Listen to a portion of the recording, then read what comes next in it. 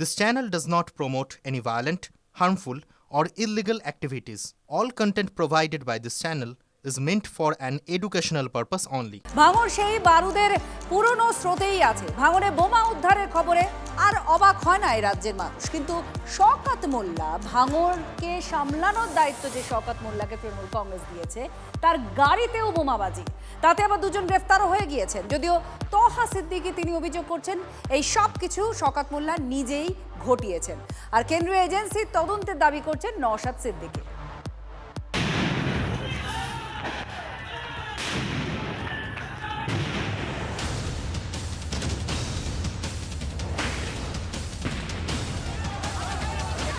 ভাঙর মানেই ভয়, প্রাণের ভয়।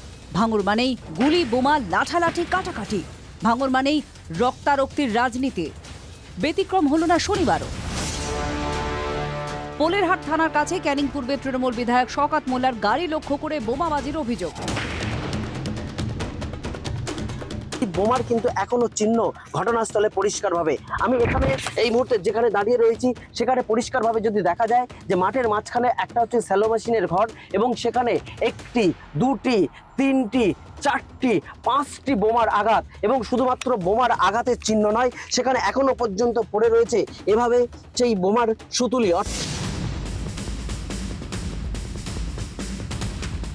ঘটনাস্থল থেকে উদ্ধার হয়েছে দুটি তাজা বোমা।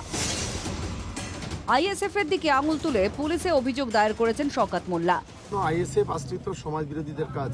আমাদের খয়রুলকে খুন করার পরিকল্পনা করে ও যখন মিটিং করছিল তখন লাইট অফ করে দিয়ে তার উপর অ্যাটাক করে, এবং এই ঘটনাকে কেন্দ্র করে আমরা যখন পোলেহাট থানায় বড়বাবুর সঙ্গে দেখা করে এখানে এফআইআরটা করতে আসি, করে যখন ফিরছিলাম তখন আমাদের সঙ্গে বেশ কয়েকটা গাড়ি ছিল, এবং আমাদের লক্ষ্য করে, আমাদের গাড়ি লক্ষ্য করে সেখানে গুলি চালায় এবং বোমা মারে। শুধু শওকত নয়, ভাঙড়ের তৃণমূল নেতা খৈরুল ইসলামের ওপর হামলার অভিযোগ আইএসএফ এর বিরুদ্ধে। আহত খৈরুল ইসলাম সহ মোট 4 জন। আলো নিভিয়ে খৈরুল ইসলামের গাড়ি ভাঙচুরেরও অভিযোগ। ভাঙড়ের আইএসএফ বিধায়কের দাবি, তৃণমূলের গোষ্ঠী কোন্দলেই গোলমাল। এই ঘটনার সাথে তদন্ত হওয়া দরকার। আমিও বলছি তদন্ত হওয়া দরকার। প্রয়োজনে আপনার এনআইএ তদন্ত করুক, বোমাবাজি কারা করছে। সাপ হয়ে দংশে ওজা হয়ে ঝাড়ছে না তো, নিজের গাড়ির দিকে দুটো নিজের লোককে দিয়ে বোম ছুড়িয়ে দিল, দিয়ে বলবে এই হচ্ছে সেই হচ্ছে, আমার সিকিউরিটি বাড়াও, আমার উপর এই হচ্ছে, আমি হচ্ছে দলের কাছে নিজের ভাবমূর্তি ঠিক রাখার জন্য। রবিবার সকালেও পোলেরহাট থানার কাছে উদ্ধার হয় বোমা। মঙ্গলপুর খুনে বটতলা থেকে 3টি তাজা বোমা উদ্ধার করল পুলিশ। উদ্ধার হয়েছে সুতলিও।